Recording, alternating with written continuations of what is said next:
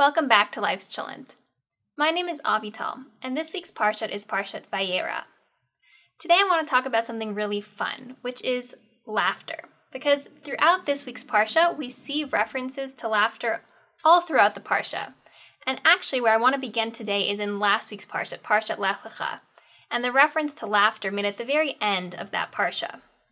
So at the end of Lech Lecha, Abraham is told by God that he's going to have a son with his wife Sarah. And here's Abraham's response. The Torah says, Abraham, quote, threw himself upon his face and laughed. And he thought, shall a child be born to 100-year-old man? And shall Sarah, a 90-year-old woman, give birth? So Abraham is clearly shocked. And it's a mixture of sort of shock and joy.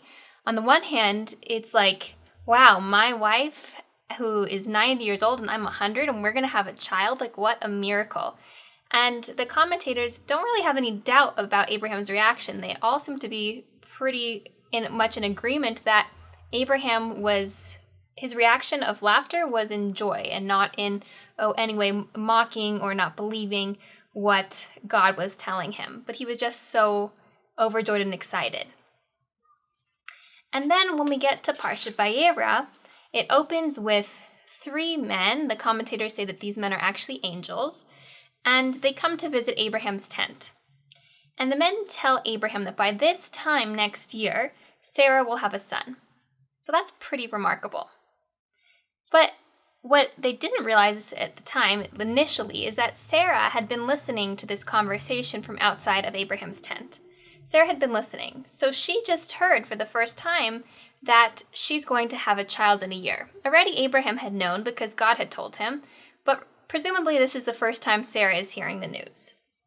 And what it says is that, quote, Sarah laughed at herself, saying, after I have withered, shall I again have delicate skin, and my husband is old.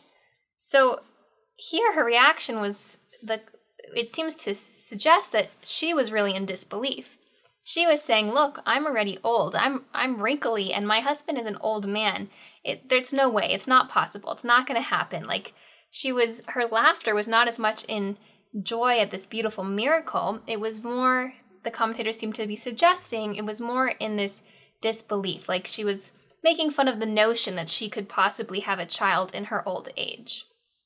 And so far we've seen laughter from joy, and we've seen laughter from this place of disbelief. So then the Torah continues and it says, then Hashem said to Abraham, why is it that Sarah laughed, saying, shall I in truth bear a child though I have aged? Is anything beyond Hashem? At the appointed time I will return to you at this time next year, and Sarah will have a son. So this continues to support the idea that Sarah's response was more out of, again, disbelief than out of joy. Because it says that Hashem is saying, does she not believe that God can do anything? Does she not believe that I can do anything? I created this world. Anything is possible when I'm with you, when God is with you. And that was actually the topic of the video that I made about this Parsha 2 years ago, which is that nothing is impossible when Hashem is on your side. But here again, because Hashem is saying this, it really makes us think that Sarah's laughter came from this place of not believing that it was possible. So after this interaction between God and Abraham, where God is saying, why did she laugh? The Torah tells us that Sarah denied it, saying, quote, I did not laugh, for she was frightened. But he, Abraham, said, no, you laughed indeed. So she was a little bit afraid after this. She was a little bit afraid that she had laughed, that she hadn't had faith, that she didn't believe that it was possible. And so she was afraid that she didn't have the proper faith. We're seeing these initial points of laughter throughout the Parsha. But later in the Parsha, we go to a different storyline. What we see happen is that God decides he's going to destroy the city of Sodom because the people had been very sinful. And Lot, who is Abraham's nephew, he was living in Sodom with his family. And the Torah tells us that 2 angels went to Sodom, and they encountered Lot. And the angels tell Lot that he and his family need to pick up and leave, take their possessions, that Lot should take his sons-in-laws, his daughters, his possessions. He should pack up and leave because God's going to destroy Sodom because the people had been sinful. And so Lot goes to his sons-in-law to tell them about what he had just heard. And Lot tells them that they need to leave Sodom because God's going to destroy the city. So what the Torah says is, but he, Lot, seemed like a jester in the eyes of his sons-in-laws. So his sons-in-laws didn't believe him. His son-in-laws mocked him. They made fun of him for believing that God was going to destroy Sodom and that they had to leave. And because of this, Lot ends up leaving with his wife and his unmarried daughters, and everyone who stayed behind was destroyed, was killed. And so Lot's sons-in-laws and those married daughters didn't make it out of Sodom because they didn't believe. They made fun of Lot. They laughed again, but in a different way. Here they're laughing in a way that's making fun of something. So now we've sort of seen three types of laughter. We've seen laughter from like joy and shock. We've seen laughter from disbelief. And now we've seen laughter in a third context, which is laughter when you're making fun of something. Laughter that's not with a nice intention. And after this storyline of Lot, we return back to Abraham and Sarah. And it says that God remembered Sarah and that she had a son. So after this time, sure enough, Sarah becomes pregnant, 90-year-old woman pregnant, and she has a son. So what does she name her son? So you might know this answer, but maybe you don't get the full sense of it. So Sarah names her son Isaac, Yitzchak. And she says, God has made laughter for me. Whoever hears will laugh for me. So what does it mean, whoever hears will laugh for me? That whoever's going to hear about this miracle, whoever's going to hear about Sarah having a child at 90 years old, is going to laugh, but in the rejoicing way. They're going to be so excited and joyous at this miracle that they're going to laugh and take part in my celebration. But what's really interesting is that the name Yitzchak, the name Isaac, what does that mean? It means laughter. So I think that's so incredibly beautiful. We really believe in Judaism that names have significance.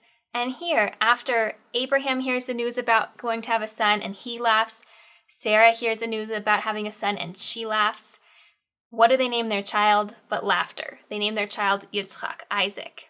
And it's a really beautiful sort of full circle moment from them hearing about him before his conception to when they give birth to him and God had made laughter for me. God created this child Isaac and they named him Laughter. And so what I really think that we can learn from this is that laughter is so powerful. Laughter is incredibly powerful. It has the power to connect us as people, to bring us together, and it also has the power to separate us. Because if you think about it, what Sarah said about whoever hears will laugh with me, it can bring us together. We can be excited together. We can enjoy the pleasure of laughing with other people in a purely beautiful and proper way. Or we can use laughter in the way that is sort of a mockery, like Lot's son-in-laws did with him, where they were making fun of Lot for what he was telling them. And what did it do? It separated them. Lot was able to live and his son-in-laws were not. Another example is, how many times have you or someone you know said a joke and somebody didn't take it the right way, and then you were saying like, oh, I was only joking, or it was just a joke. Like, how many times have we heard those types of sentences after we or somebody else has said something that wasn't okay and that somebody else didn't find funny, and then we just cover it up by saying it was just a joke? What we're seeing in this Parsha is that laughter and jokes have so much more power. Laughter has so much more power, and so it's really important to be intentional about the way that we engage in laughter. I know sometimes it feels involuntary. Sometimes we just laugh because we can't help it, because we're uncomfortable, we're nervous, we're excited.